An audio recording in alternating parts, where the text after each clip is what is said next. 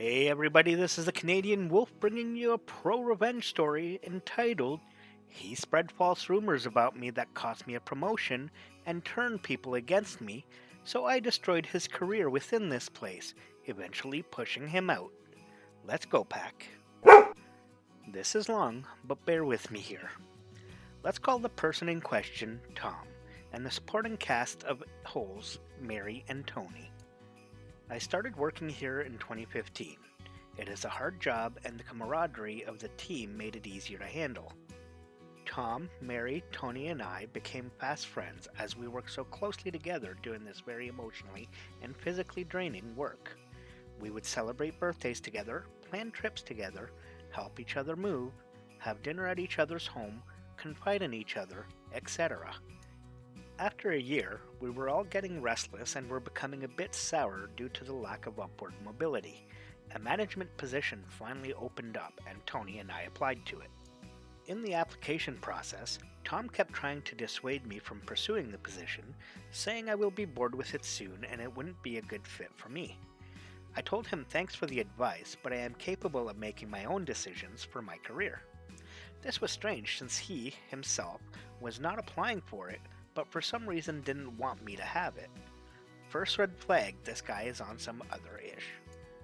I am a couple years older than the others, so I have more experience in the work, including a long history of managing staff and leading projects, something Tony did not have. After 3 interviews, I beat out Tony and was the new manager. I was also the first of my team to be promoted after months of all of us complaining. Before I even began the new position, Tom told me that some of the people on the team that I will be supervising were mad that I was going to be their new supervisor. He refused to give me any names. What the F? I haven't even started and they barely even know me, I thought to myself. Regardless, I started the position, introduced myself to the team, and did not let this impact my relationship with my staff. I take being a good supervisor very seriously, and I wasn't going to let that stop me.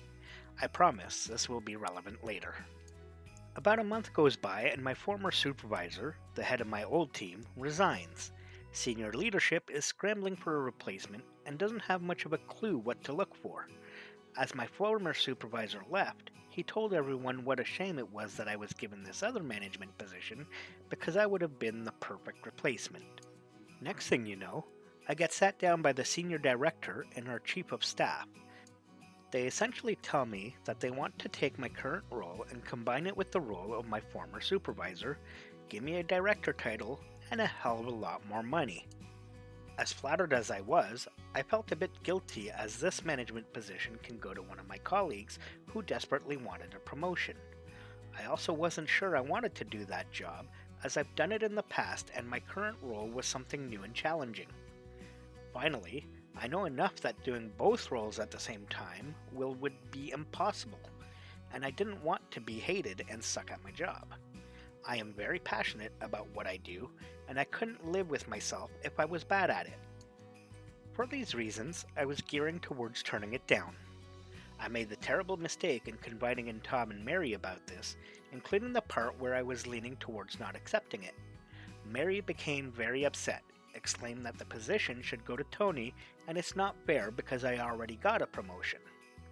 I told her I didn't want the position anyway, but they were probably going to hire some outsider because, to be frank, Tony didn't have any of the management or supervising experience they are looking for. She became irate, saying how unfair that was and how he deserves the position because he was rejected for the other role I got. That's not exactly how promotions work, but okay. It got personal when she said that she wouldn't want to be managed by me anyway. I asked her why, and just gave me a word salad of an answer. I asked again, adding that wouldn't it be better to be managed by someone who knows this work inside and out, cares about this team, than some outsider who could be complete-ish and indifferent to our work? She said no, anyone but me. No reason, just not me. And that was the end of our friendship. A few days later, the offer was rescinded with no explanation. I found it rather strange and shady, but whatever. Then I started getting the cold shoulder from not just Tom, but from Tony and Mary too. I found my texts getting ignored, my calls screened, and no longer getting invitations to hang out.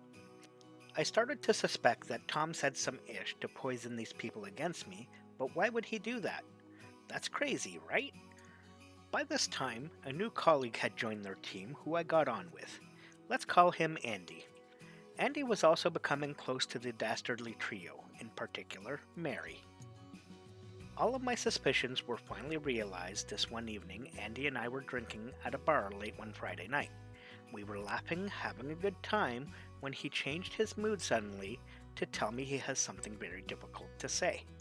He unloads everything. That Tom had been telling everyone on my former team that I was going to be their new supervisor, that I purposely screwed Tony over twice, and told them all that my current staff hates me because I am a terrible boss and fearmongered the ish out of everyone. Hence, the rescinded offer. Mary, who Andy had a crush on, knew how he felt about her and tried to use that to turn him against me, which failed, and he told me as much. Andy said that he felt like the way Tom, Mary, and Tony were portraying me to others, and the person he himself knew me to be, was so mismatched that he decided to investigate these claims for himself, and found out that my staff really respected me and enjoyed working for me. Everything Tom was espousing couldn't be further away from the truth. Tom, from the moment I was offered my initial promotion, calculated this entire rumor from the beginning to undermine me and added fuel to it when I was offered the second promotion, successfully turning Tony and Mary against me, successfully costing me a promotion I was going to turn down anyway, all out of sheer spite and jealousy. I was heartbroken, not so much about the promotion, but more so that it was so easy to turn these people I once called friends against me, and for what? Absolutely nothing aside from nonsense espoused by some jealous prick. From this moment, I vowed to make sure that he will never get the promotion he so desperately wants. Two can play at this game, except what I had against him was very much true. I made Andy promise not to tell anyone we had this conversation, and he obliged. Tom was completely unaware that I knew what he had done, and still thought we were friends. So anytime we would speak, I would indulge his indignation and egg on his frustration. It was a lot of, "Really, man? They have you doing what? I would be insulted if I were you. You need to push back, man. Not cool." Fed his ego constantly. "Dude, you are so much better than this. Why are you letting them do this to you? You're too smart for this." And boy did he. He soon started becoming that annoying dude who complains all the time. Soon people were getting sick of his whining and advised him to just quit already. By this point, I had several loyal allies that were close to him and would unknowingly report back to me any terrible ish he would say about senior management. I gathered all of this intel and sat patiently on it and waited for the right moment. Finally, another management position that I knew he would want became available. I took this as an opportunity to speak to our senior director about the concerns I was having regarding staff morale. She agreed with the concern, and we spoke on the phone on a Saturday, I remember. I told her that I am concerned that these negative attitudes will impact my team and wanted to brainstorm some ways we can address these problems. She asked me to describe to her what were these negative attitudes per se. Bingo! I told her that there is a lack of trust in senior leadership and resentment due to the lack of upward mobility. I told her that this negativity is coming from a particular person and infecting the other junior staff members. Without having to say much more, she knew I was talking about Tom given the attitude I've egged out of him in the last year. I then proceeded to tell her in detail all the trash he says about her and the other senior staff members when he gets drunk.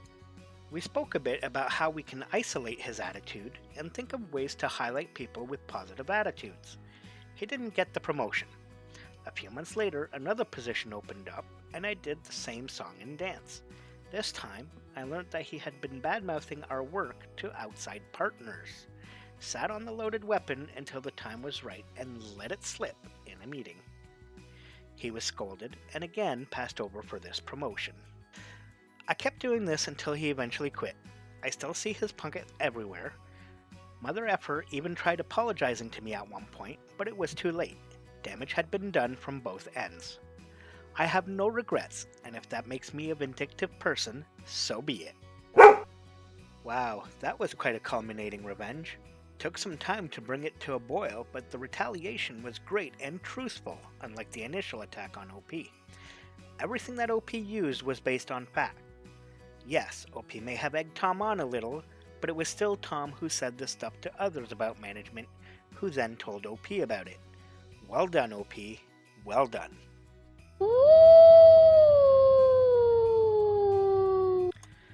Well, everyone, thank you very much for watching the video. I hope you enjoyed this story. If so, make sure to hit that like button and go give the author an upvote on Reddit. Don't forget to hit that subscribe button and turn on the notifications so you know when my next video comes out. This is the Canadian Wolf saying, stay wild.